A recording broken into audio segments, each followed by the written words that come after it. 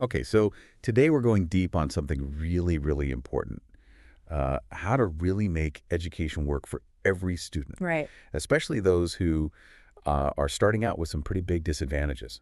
Yeah, You've brought together a really fascinating collection of sources for this. absolutely. I think our goal here is to kind of cut through all the noise and all complexities Mm. and really identify the core of what drives positive change Yeah, in education. for sure.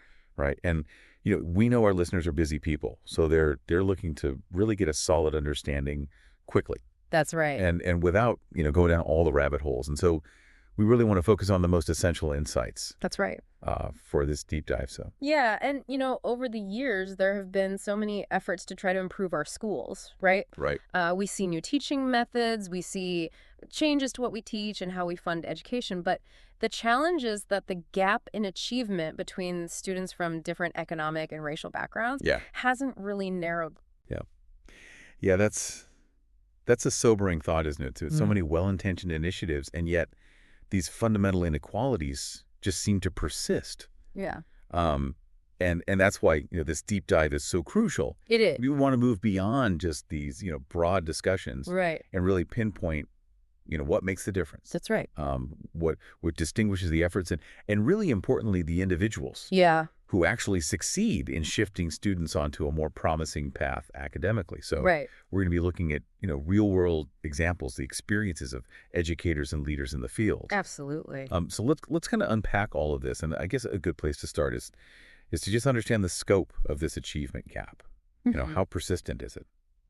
Yeah, I mean, you really see the scale of this challenge when you look back to the Coleman Report in 1966. Oh yeah, And a key finding there, and one that was pretty impactful at the time, was that, a student's background, really their home environment, their socioeconomic status, accounted for a massive 80% Yeah. of their educational achievement. So, wow, that at that time, it seemed like schools themselves had a comparatively small influence.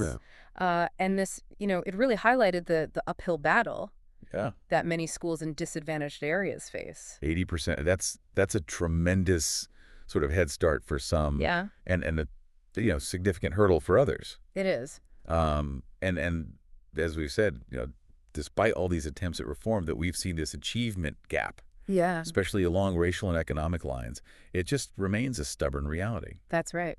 And it really does underscore that just, surface level changes really aren't enough. Absolutely. So let's talk about the on the ground reality. Mm. But what are some of the initial difficulties and situations that teachers encounter, Yeah. especially, in communities with fewer resources? Yeah, the sources, I think, provide a really powerful look at this everyday reality. And so I'm thinking about Megan in the Bronx. When she began teaching high school, she discovered that many of her students, hadn't grasped basic material that they should have learned in middle school. Wow. 80% of them were below their grade level in English. Wow. And 40% were more than 3 grade levels behind. And, for most of these students, Spanish was the primary language spoken at home. So, I Right. mean, imagine trying to bridge those gaps. That's a huge, yeah. Really. And I Yeah. I think it speaks to the diversity of needs that you see in some communities. Right. And this wasn't an isolated example, right? No, not at all. Yeah. Maurice Thomas Got in it. Atlanta had a very similar experience with his 11th grade history class. These students were preparing for their high school graduation exam, which covered material from 3 years Wow. of coursework. And to add to that, they had had a substitute teacher for the entire previous year. Oh my gosh. So, as you might imagine, Maurice also found some pretty big gaps in his students' academic skills. I bet. And I think these examples just demonstrate that, many teachers are starting far behind where they want to be. Yeah, it's just you could just feel the weight of that. Absolutely.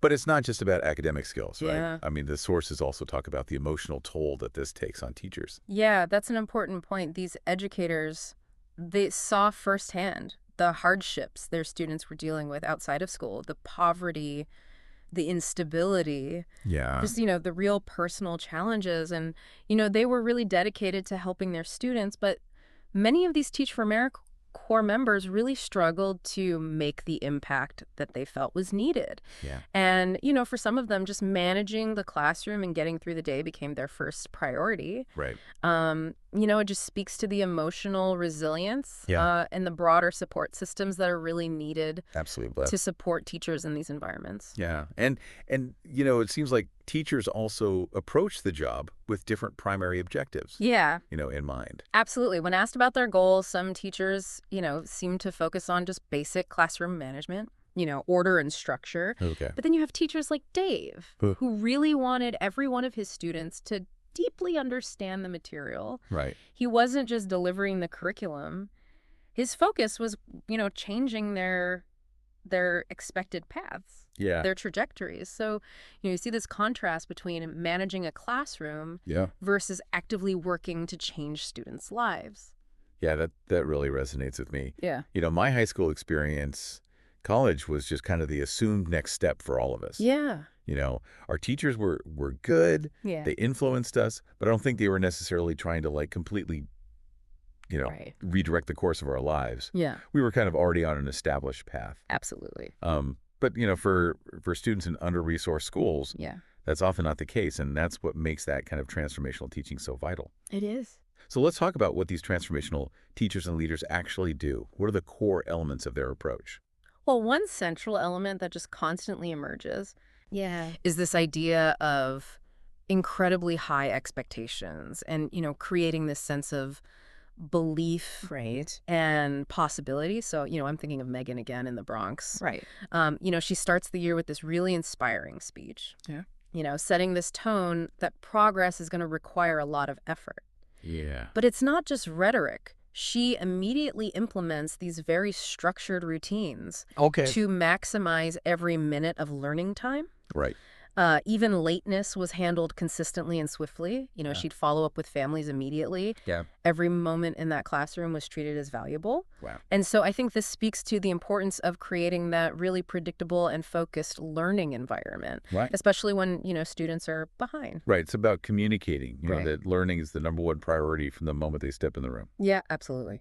And Maurice in Atlanta also raised the academic bar quite a bit. Oh, he did. He transformed his high school history class Oh. into something that was much more like a college seminar. Wow. He really emphasized critical analytical skills, research, good research skills, Yeah. and sophisticated critical thinking. He wanted his 17-year-old students to write a 10-page research paper Wow. on a historical topic of their choice. He even considered making it 20 pages. That's amazing. And I think this shows, that transformational teaching often involves challenging students Yeah. with work that really pushes them beyond the Yeah. standard expectations. Right. And that's a huge leap from, your typical high school history class. Oh, absolutely. And I think he used a really interesting system to kind of keep his students motivated, right? Yeah, he implemented this tracking system Okay. for their academic goals. Mhm. And what it did was it gave students, this direct stake in their learning. Right. But it also cultivated this sense of healthy competition Yeah. around, achievement. Yeah. And it fostered this culture of success. So students would celebrate each other's wins. They would reteach each other after quizzes to make sure everyone understood the concepts. That's great. They really took ownership. Yeah. And his results were remarkable. Yeah. His was one of only 6 high schools in Atlanta that met the federal expectations Wow. for adequate yearly progress. Okay. And for our listeners who might not be familiar with that term, can you just quickly explain what adequate yearly progress is? Sure. So that refers to, a set of benchmarks Uh, that schools are expected to meet Got it. for student achievement each year. Got it. And so this example shows, the power of creating systems that foster student agency All right. and this, this collaborative learning environment. Yeah. And let's not forget Priscilla and her second grade brilliant backpackers theme. Oh, I love that. That's such a vivid example of setting high expectations in a really engaging way. It is. Her passion for international travel was infused into everything she did. The motto was, work hard, get smart, go far. I love it.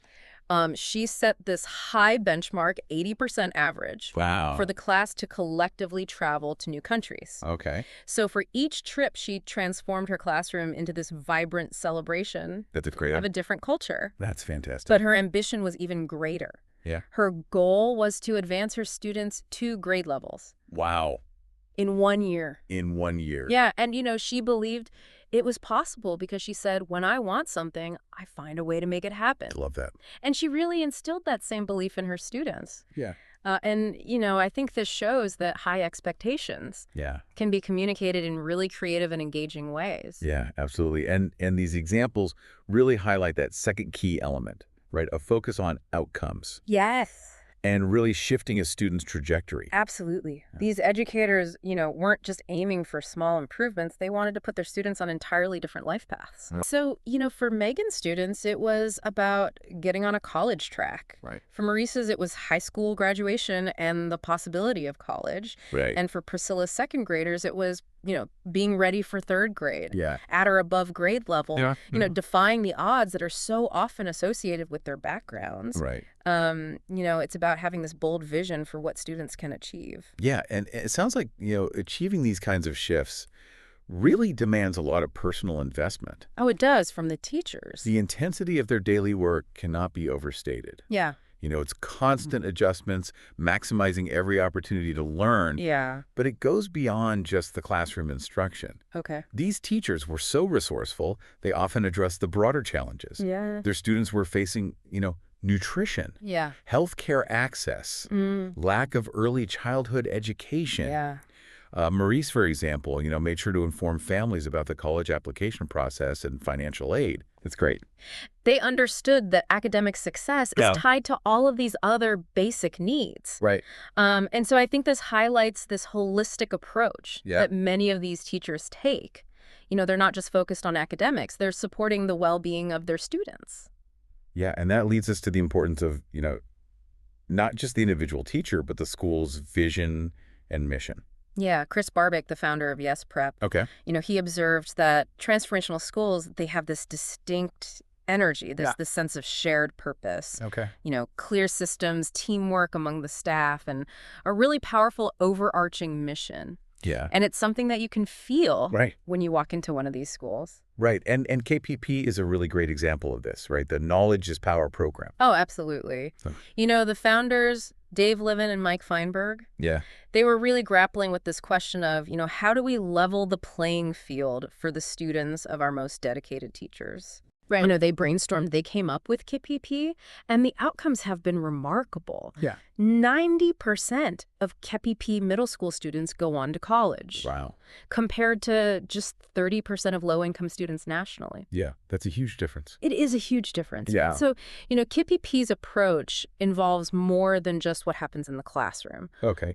They have extended homework time Oh. to make sure that students master concepts. Got it. And they have something called a resiliency curriculum Okay. that focuses on developing character traits. Okay, like what kinds of things? Things like self-confidence, hope, perseverance. Got it. And they do this very intentionally, recognizing that, those non-cognitive skills are just as important Right. for long-term success Right. as academic knowledge. Totally. And, KPP isn't alone. There are networks like Yes Prep in Houston, Right. also founded by Chris Barbick, Okay. that are seeing similar successes with students who are often the first in their families to go to college and come from, disadvantaged backgrounds. Wow. There's Zoe Darren's Avenues for Success Academy in Newark, Okay. Julie Jackson's Fort Worth Elementary. These are all examples Right. of schools where students are defying the odds.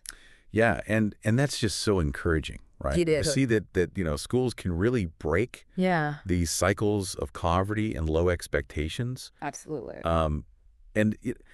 This idea of addressing the students' holistic needs seems so critical. It is. Yes Prep, for example, has student support counselors who are dedicated to connecting students and families with essential social services. Yeah. They've also partnered with Baylor College of Medicine to provide mental health support Wow. and pilot programs focused on nutrition and exercise. Wow, that's amazing. They recognize that students can't thrive academically Yeah. if their basic needs aren't Right. being met. Yeah, it's all connected. Absolutely. And so it's clear that, having the right people, both teachers and leaders, is central to all of this. Absolutely.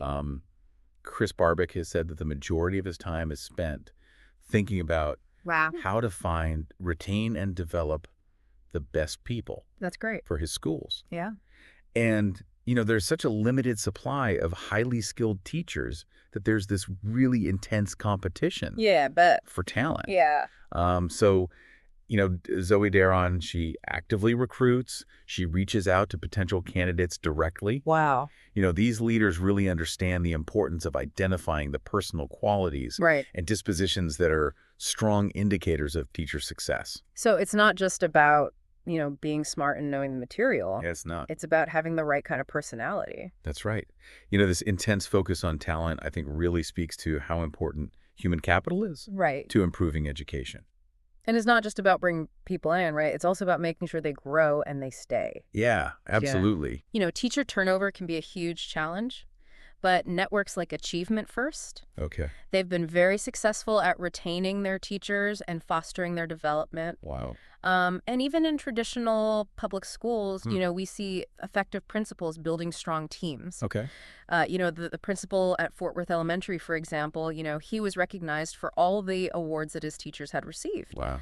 It shows that he created this environment that really supported their growth. Great. And so retaining and developing great teachers Yeah. is just as important as recruiting them. Yeah, and school culture seems to be like the foundation that kind of holds it all together. It's absolutely essential. Yeah. Saba Ali, who's the founder of Arise High School, Okay. she really emphasizes the importance of her school's vision and culture. Okay. This school serves low-income students in East San Jose, and it consistently ranks among the top-performing public schools in California. Her school's culture is built on something called the Riser values, Okay. which are honor, excellence, absolute determination, responsibility, and teamwork. I love that. And these values are really embedded in the school's daily decisions, That's great. conversations, everywhere. Yeah. And I think this shows, that a clear set of values Yeah. that are consistently reinforced Right. can really create this powerful and unifying culture. Yeah. I was really impressed by that example of Arise, analyzing the entire student experience throughout the day. Oh, it's amazing. That level of intentionality is so powerful. They literally, did a minute-by-minute analysis Wow. of a day in the life of an Arise student. Wow. From the time they woke up to the time they went to bed. Yeah. And at each point they were asking themselves, is this fostering college readiness? Wow. Even down to, what are they eating for breakfast? Wow. It's about creating this, really comprehensive and deliberate experience that supports their values. Right. And really clarifies expectations for the students. Yeah. And it seems like effective management and, strong support from the principal are also crucial, They are. but often overlooked. They are overlooked. Zoe Daron actually admits that she, kind of viewed management negatively at first, Yeah. but she came to realize how important it is. Yeah. In these high-performing schools, teachers have regular one-on-one meetings with Yeah. their managers for coaching and feedback. Okay. That's a big contrast Yeah. to schools where principals have very little interaction with teachers. Right. And then also, the presence of school leaders in classrooms, Yeah. observing lessons, making sure everyone's on track. That's key. That makes sense. It speaks to the importance of strong leadership and Yeah. support. So we've talked about the impact of, individual teachers and leaders, Mm-hmm. but what about the larger context? Yeah. What are some of the systemic factors and reform efforts that have played a role? Well, for long-term success, you need a robust pipeline Okay. of great teachers. Right. And this is something that both Doug Dorman from Achievement First Yes. and Mike Feinberg from KPPP have emphasized. Right. They see this ongoing challenge of maintaining quality Right. as these networks grow. Yeah. And the important role of teacher training programs, Yeah. like Achievement First's partnership with Hunter College. Right. The successful turnaround of Shoemaker Campus in Philadelphia Yeah. by Mastery Charter Network really demonstrates that the same principles, Okay. strong leadership, high expectations, a clear mission, Yeah. they're consistent across successful schools, Yeah. even in very different contexts. Right.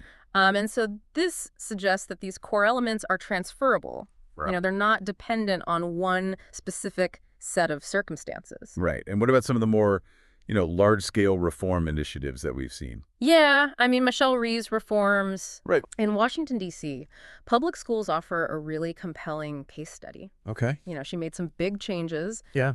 She closed under-enrolled schools to reallocate resources. Okay. She focused on building this really strong team Okay. of adults, Okay.